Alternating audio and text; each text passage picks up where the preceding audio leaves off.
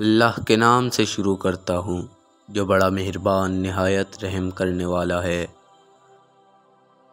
تمام دیکھنے والے حضرات کو السلام علیکم۔ گرم سلاخ سے مانگ نکالنا۔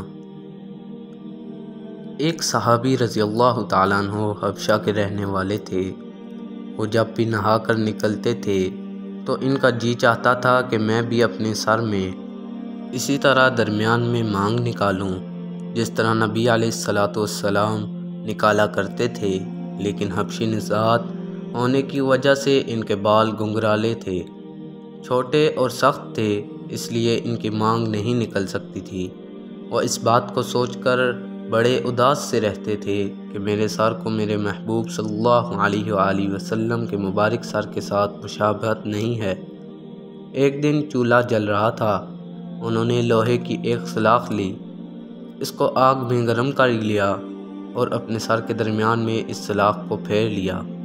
گرم سلاخ کے پھیرنے سے ان کے بال بھی جلے اور جلد بھی جل گئی، اس سے زخم بن گیا۔